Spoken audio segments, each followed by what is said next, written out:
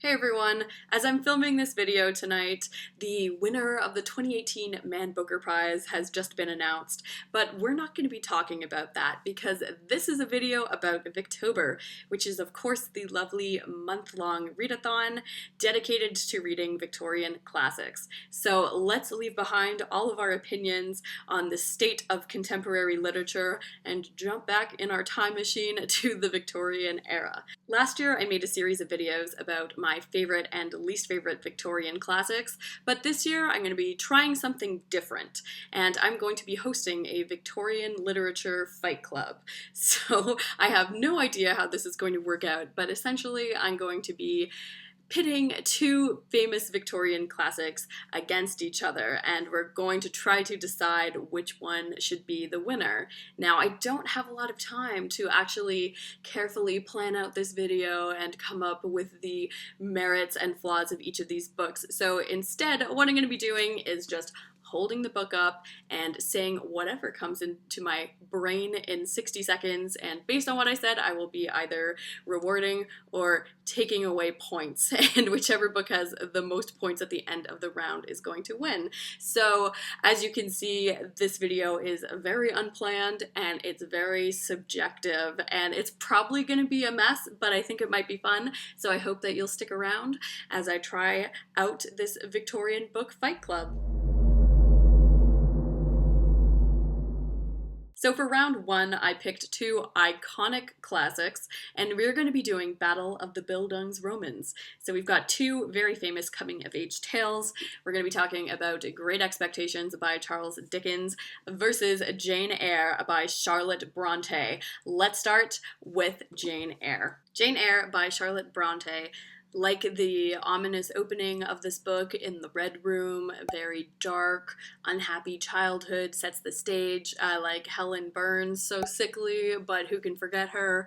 I like Thornfield Hall, is that correct? Yes, spooky, atmospheric, haunted manor vibes, love that.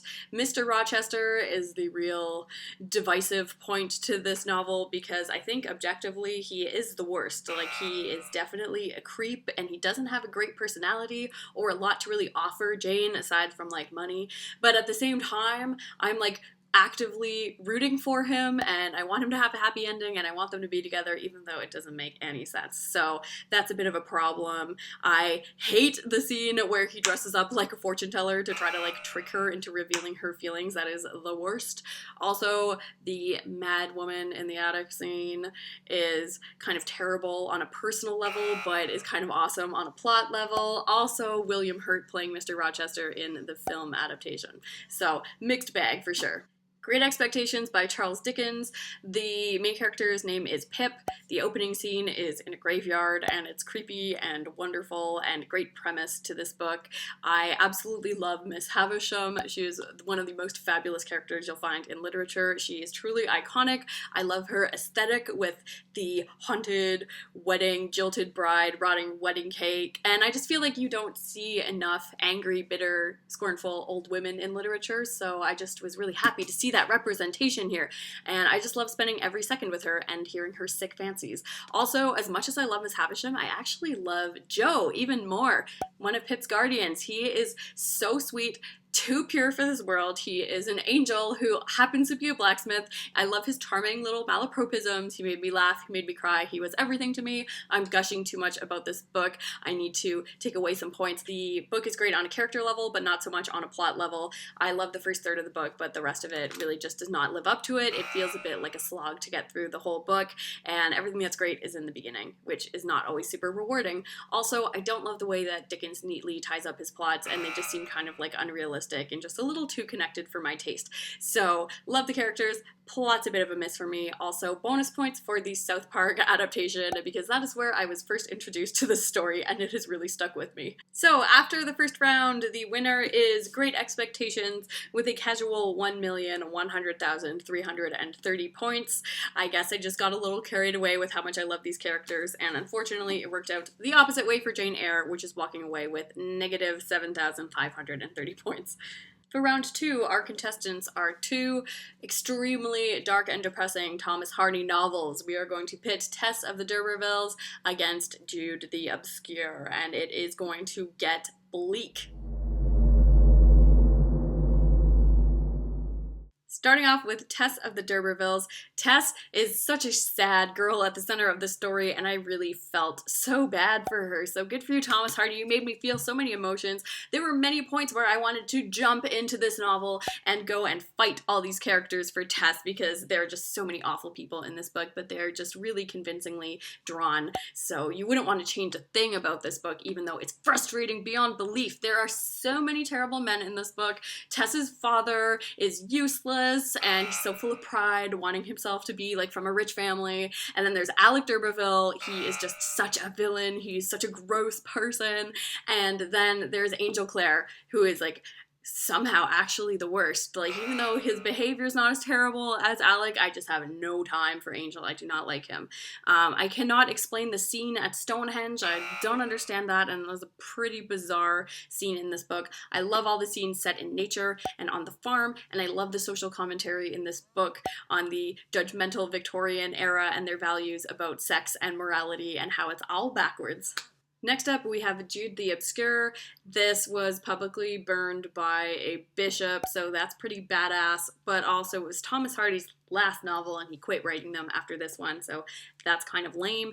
This one is extremely depressing as well, less on a emotional level, kind of like Tess was. That one just like hurts your heart. This one was more depressing on this like soul-crushing, existential, societal plane. So I don't know if that's better or worse, but like it didn't make me feel as much as Tess, but it really gets you thinking about how messed up society is, how many barriers there are for success, someone from a poorer class just wanting to succeed. Jude is adorable. Like, he just wants to be a scholar and go to university, and how many people don't appreciate their educations. So like I kind of loved him, but yeah, the story just like it wasn't quite as exciting as Tess, and the other characters in this book just weren't as memorable to me, except for Little Father Time, the creepiest child in literature ever that you'll meet. Also, the plot twist at the end is wild. Like, I have never seen something quite as shocking like that in a book, so I feel like that also has to be acknowledged. So with 6,000 points, the winner of the bleak Thomas Hardy round is going to be Tess of the D'Urbervilles,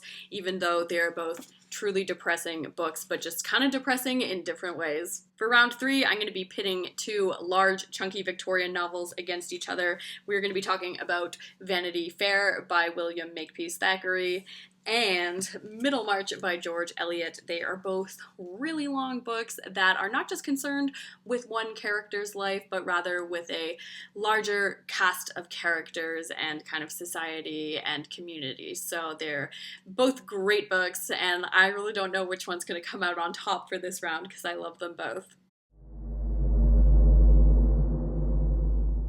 Starting off with Middlemarch, so Virginia Woolf loved this book, so points for that. And I also quite enjoyed this book. I really like Dorothea Brooke, the main character in this book, and kind of like the message about her character, how she's like this woman who wants to do good things in her life. Like, she's very idealistic and she lives in her head, and I could totally relate to that. And I liked the idea at the end that it is kind of these people who are just trying to do good, and even though they don't make a large impact immediately on the world, they still can make a difference. That is a cute message. Her husband, Mr. Casaubon, is so frustrating. He is annoying. So is Rosamond. She's also hard to watch. I like how George Eliot creates narrators who are like in everyone's business. The gossip in me really enjoys reading the small details about everyone's life. Although I would say this book is kind of a slow burn, so like it's not killer all the way through. It does have its dull moments, but it's still just like well constructed, and it leaves you feeling like you've encountered something brilliant by the end of the book. Next up is Vanity Fair. Whereas Middlemarch is like a very mature and proper, Vanity Fair is just like satirical and silly, and it just skewers society, which I loved. This book was just so funny, so enjoyable, such a page turner, and it just seems so relevant to society. Like, you realize that people haven't changed. They're still very materialistic and shallow, and that's just the way it's always been and always is probably going to be. So I liked that. I loved the whole metaphor of the puppet show and the storyteller as controlling the puppets. So so they were kind of these meta elements in the story, which I didn't expect to see in Victorian literature. I also really loved Becky Sharp. She was just so selfish and spiteful and petty, and she just did whatever she wanted to do, which is refreshing for Victorian literature, to just, you know, have a woman who just does what you want, and she's not some paragon of goodness, unlike Amelia, the other girl in the story, who is kind of lame and boring. I don't like contrasting like good woman, bad woman. Some of the characters in this book were forgettable, and the action is not sustained over the course of this book, so it has its slow points, but overall this one was a lot of fun. And there was also, again, another cool old lady who just liked to gossip about people behind their backs, so I liked her a lot too. And the winner of that round is going to be Vanity Fair. I'm sure Middlemarch is probably the like more objectively good book, but honestly everyone talks about Middlemarch anyway, so like you're probably going to get guilted into reading that book at some point, but I feel like more people pass over Vanity Fair because of its size, and I would encourage you to not do that because this book is a gem. For our final bonus round, I'm going to be doing a Battle of the Brontes. We've already talked about Charlotte with Jane Eyre earlier, and she's kind of my least favorite of the sisters, since she seems like she's like kind of domineering and in everyone else's business. So we're going to talk about the two lesser talked about sisters. We're going to talk about Wuthering Heights by Emily Bronte, and it is going to face off against the Tenant of Wildfell Hall. And this round, we all know how this is going to go. Wuthering Heights is one of my all-time favorites, so of course it's going to demolish the Tenant of Wildfell Hall, but let's see by how much.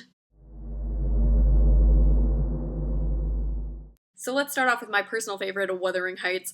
This book is just sick and twisted, and I just love how Emily Bronte came up with this thing. Like, there were no books that were really like this at the time, and everyone was so shook. They were like, who is this person coming up with this twisted scenario? So I love that. I don't like how this gets marketed as like a romance, or how people see Heathcliff and Cathy as relationship goals. Obviously, everything about them is unhealthy. You should not be obsessed with another person, although it does make for a good story. Especially, like, these people do not just like obsess over each other in their life, but actually they take their relationship to the next level and come back as ghosts to haunt each other, and also to take out their revenge on future generations of their family. So this is like next level messed up. I love it. I love Nellie Dean, the housekeeper, who is like quietly observing things in the background and spreading all the gossip to the narrator of the story. I love the ghost rapping at the window. It's a classic scene. My drawbacks for this book is that having characters catch cold and die is a plot device used way too many times. Old Joseph is really annoying. Also, the second half just isn't as much fun for me. I love like the high drama and heightened emotions of the first half, so the second half is like cute and it's more mellow, but it's not my favorite. Lastly, we have Anne Bronte with The Tenant of Wildfell Hall, and this book is feminist and ahead of its time. It is portraying a difficult marriage with a husband who is kind of abusive and an alcoholic, and I feel like those were issues that were affecting families in this time period that just weren't reflected in a lot of other books. So I love that Anne Bronte is depicting these sort of social issues in her book. Also, that she doesn't objectify and kind of like glorify these terrible men like her sisters seem to do. Like, you know that the bad guy in this book is a villain. There's no like mixed signals about that. The main character Helen makes poor decisions, and you can see them coming from a mile away, but you still do feel emotional for her when things are getting grim. Her husband does all these shady, harmful things, and I did feel bad for Helen. Unfortunately, I didn't like the structure of this book. I didn't like how it was framed. The exciting, juicy part about her marriage is told through diary entries, and I don't love that form, and the diary entries were like very formal and overwritten, so like no one has 5 hours to spend writing about their day in minute detail.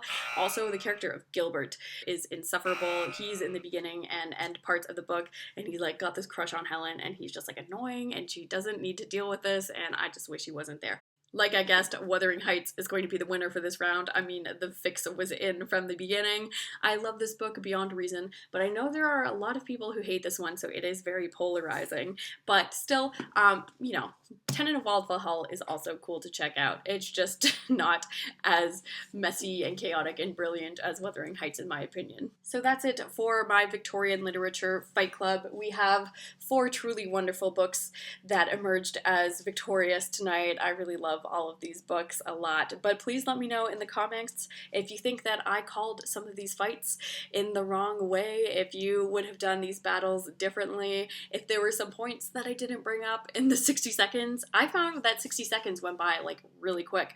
There was so much I wanted to say about these books in so little time. So continue to chat with me in the comments about Victorian literature.